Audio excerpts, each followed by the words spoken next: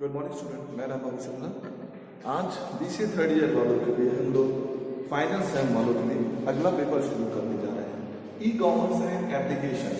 ई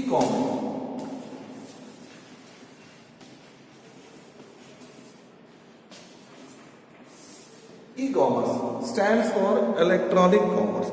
electronic commerce, सबसे पहले देखिए, हम किसी भी टॉपिक को अगर समझना चाहते हैं तो हमारा एक फॉर्मूला यही काम करता है। सबसे पहले उसके मीन्स पे जाए, वर्ड की मीन्स को समझे, फिर उसके बाद हम लोग स्टेप बाय स्टेप उनके जो डिफरेंट वर्क होंगे उसको हम लोग देखेंगे। ई stands for electronic and commerce यानी व्यापार।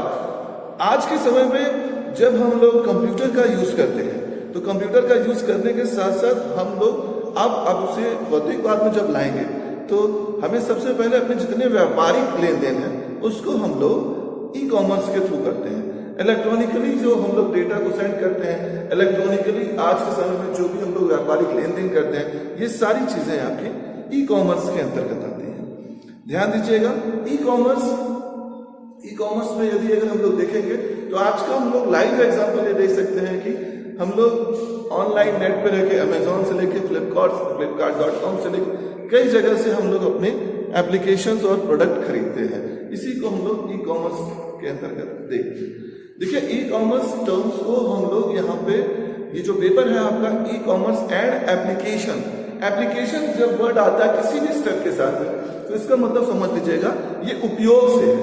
ई कॉमर्स के उपयोग क्या क्या है इसको हम लोगों को देखना होगा। अब हम लोग देखिए, यहाँ पे मैं आप लोगों को कुछ नोट्स भी शेयर करूंगा। उस नोट्स के अंतर्गत आप लोगों को ये सारे जो टॉपिक्स हैं ये क्वेश्चन वाइज सारे डिवाइडेड मिलेंगे और मैं आप लोगों को सारी चीजें क्वेश्चन वाइज एक एक करके डिफाइन करूंगा, जिसके अंतर्गत आप लोग हर स्टेप पे सारी चीजें क्लियर होती जाएंगी। देखिए, यहाँ पे हम लोग सबसे पहले ई कॉमर्स के जो फीचर्स हैं उनको ट्रेस करते हैं। ठीक है, देखिए अब हम लोग ई कॉमर्स के कैरेक्टरिस्टिक्स को हम लोग डिवाइड करते हैं। आप अगर इलेक्ट्रॉनिक कॉमर्स से होने वाले फीचर्स या कैरेक्टरिस्टिक्स को हम लोग 6 अलग अलग पॉइंट में हम लोग यहाँ पे देखेंगे। पहला पॉइंट है इस्टेब्लिशमेंट ऑफ B2B रिलेशनशिप। ये कहता है कि आपको एक पॉइंट मिलता है जिसके अंतर्गत आप अदर एप्लीकेशन से, अदर यूजर से या अदर बिजनेसमैन से भी रिलेशनशिप क्रिएट कर सकते हैं। जैसे अगर हम लोग Amazon.com या Flipkart.com इन सब की बात करें तो ये सभी एक इंटरफेस है जो अलग अलग सभी बिजनेसमैन को मिलते हैं, जिसपे रह के हम लोग अपने एप्लीकेशन क्रिएट करते हैं। ध्यान दीजिएगा, अगला जो पॉइंट है यहाँ पे हम लोग इसके अंतर्गत सारे बिजनेसमैन से भी रिलेशनशिप क्रिएट करके अपने एप्लीकेशन को या अपने वर्क को कंप्लीट कर सकते हैं। बिजनेस टू बिजनेस मतलब एक बिजनेसमैन दूसरे बिजनेसमैन से कनेक्ट होकर अपने प्रोडक्ट को ओवरऑल वर्ल्ड शेयर करा सकता है, उनको डिलीवरी प्रोवाइड कर सकता है। ठीक है, नेक्स्ट पॉइंट जो है आपका ई पेमेंट। अगला पॉइंट जो है ई पेमेंट। ई पेमेंट वहां पे हम लोग यूज करते हैं जहां पे हम लोग इलेक्ट्रॉनिकली अपने डेटा में जो भी परचेसिंग करते हैं, ये आपको अच्छी सुविधा मिलती है जिसके अंतर्गत हम लोग अपने जितने भी पेमेंट सिस्टम होते हैं उनको इलेक्ट्रॉनिकली वे में हम लोग डेटा को शेयर कराते हैं और अपने बैंक से डायरेक्ट ट्रांसफर प्रोवाइड करते हैं। देखिए, जब हम लोग कोई भी ऑनलाइन प्रोडक्ट खरीदते हैं तो यहाँ पे आपको पेमेंट के ऑप्शन मिलते हैं, क्रेडिट कार्ड, डेबिट कार्ड और COD। हम लोग देखते हैं कि अगर हम लोग को सुविधा होती है तो हम लोग COD सेलेक्ट करते हैं, या अगर हम लोग को असुविधा होती है COD में कि हम समय पे रहे या रहे हमारे प्रोडक्ट्स बन जाए, तो ऐसी सिचुएशन में हम लोग क्या करते हैं, ऑनलाइन पेमेंट सेलेक्ट करते हैं। ऑनलाइन पेमेंट के अंतर्गत हम लोग अपने ट्रांजेक्शन को कंप्लीट करते हैं। नेक्स्ट है आपका ई डिस्ट्रीब्यूशन, इलेक्ट्रॉनिकली डिस्ट्रीब्यूशन।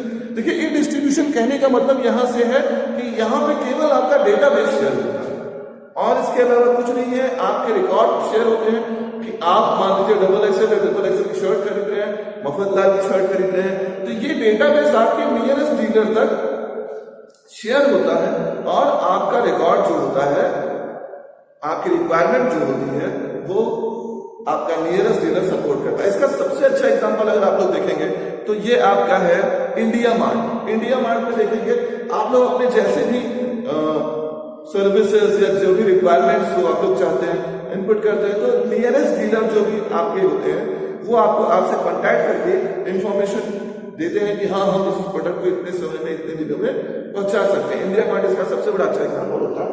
नेक्स्ट है आपका exchange of information. Exchange of information, इसके अंतर्गत हमें सबसे पहले इसकी कैरेक्टरिस्टिक्स में देखें, हम लोग जब भी अपनी इंफॉर्मेशन खरीदते हैं या कोई भी चीज को लेकर करते हैं तो हमें अपनी इंफॉर्मेशन शेयर करनी पड़ती है। अपनी इंफॉर्मेशन एक यूजर से दूसरे यूजर को देनी पड़ती है। यहाँ पे हमारी इंफॉर्मेशन जो है वो करेक्ट होनी चाहिए। अगर उस इंफॉर्मेशन में थोड़ी सी भी मिस्टेक होती है तो आपका जो कहते हैं कि ई कॉमर्स या ऑनलाइन खरीदने, जैसे कि आप परचेज कर रहे हो और परचेज करते समय अपने एड्रेस आप गलत देते हो, तो ऐसी सिचुएशन में क्या होगा कि आपका जो है प्रोडक्ट आप तक नहीं पहुंच पाएगा, या आप जिस साइज की शर्ट पहन रहे हो आपको नहीं मालूम है, आप दर्जी से सिलवाते हो। तो ऐसी सिचुएशन में आपकी इंफॉर्मेशन प्रॉपर होनी चाहिए। अगर आपकी इंफॉर्मेशन प्रॉपर नहीं है तो उस सिचुएशन में आपका ई कॉमर्स से रिलेटेड जो भी टॉपिक्स होते हैं, जो भी शेयरिंग होती है, वो प्रॉपर वर्क नहीं कर पाती है। नेक्स्ट है प्री एंड पोस्ट सेल्स। देखिए आप लोग को एक चीज, ये आपका 7वां पॉइंट है, आप लोग यहाँ पे देखेंगे प्री एंड पोस्ट सेल्स। आप लोग कभी भी किसी भी साइट से कोई चीज खरीदते हो, आप लोग कुछ दिन बाद दोबारा अगर उस साइट से खरीदते हो तो हम लोग कई बार छूट मिलती है कुछ %। तो ये प्री एंड पोस्ट सेल के आधार पे होता है। या हम लोग किसी भी साइट पे जाते हैं और वहां पे कोई भी चीज परचेज करते हैं, तो उस सिचुएशन में हम लोग क्या करते हैं कि अपने डेटाबेस शेयर करते हैं, और कई बार ये होता है कि हम लोग खरीदते नहीं है और उससे बाहर आ जाते हैं। आप देखेंगे कि फेसबुक से लेके व्हाट्सएप से लेके हर जगह पे वो जो चीज आपने परचेज की थी उसको लेके ऐड आने लगते हैं। तो ये आपका pre and post sale information से रिलेटेड होता है। नेक्स्ट है आपका कस्टमर रिलेशनशिप। कस्टमर रिलेशनशिप की अगर हम बात करें तो ऑनलाइन मार्केट या इलेक्ट्रॉनिक पेमेंट सिस्टम के अंतर्गत बहुत अच्छी सुविधा आपको मिलती है कि अगर आप एक बार वहां से परचेजिंग कर लेते हैं तो कुछ दिनों बाद वहां से आपको छूट मिलने लगती है। ऑनलाइन अगर शेयर करते हैं, ऑनलाइन परचेजिंग करते हैं तो आपको उस प्रोडक्ट में छूट मिलने लगती है। तो उस सिचुएशन में आप लोगों को जो कंपनी होती है वो डायरेक्ट, अब आप लोग दिमाग में आता है कि हमें कैसे वो छूट देती है, तो उसका सिचुएशन, उसका वे ये है कि कंपनी जो फायदे अपने डीलर्स को देती है वो डायरेक्ट कस्टमर से लेके कनेक्ट होके वो फायदे वो उनको प्रोवाइड कराती है। तो इस तरह से हम लोगों ने देखा आज ई कॉमर्स क्या है, इलेक्ट्रॉनिक कॉमर्स। इलेक्ट्रॉनिकली हम लोग अपनी इंफॉर्मेशन को शेयर करके ऑनलाइन में जो भी हम अपने डेटा को, ऑनलाइन में भी जो भी डेटा हम लोग पेमेंट करते हैं या डाटा या रिकॉर्ड जो एक्सेस करते हैं उसको हम लोग ई कॉमर्स के अंतर्गत रखते हैं। जो भी खरीद फरोख्त, जो भी व्यापारिक लेन देन होता है इसके अंतर्गत आप लोग ऑनलाइन रजिस्ट्रेशन से लेके आज आप लोग ऑनलाइन फीस पे करते हो, ऑनलाइन IRCTC से टिकट बुक करते हो, ये सारी चीजें ई कॉमर्स से रिलेटेड है।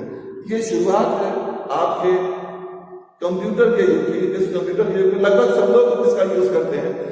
ये आप लोगों को एज ए सिलेबस आप लोगों को दिया गया है, जो इसको आपको पढ़ना है। बहुत अच्छा पेपर है, बहुत आसान पेपर है, जो थोड़ा सा ध्यान देंगे ये आप लोग क्लियर हो जाएगा। ठीक है, इसके बाद अगला वीडियो में आप लोगों को नेक्स्ट क्वेश्चन से रिलेटेड होगा जो मैं आपको इसमें दूंगा।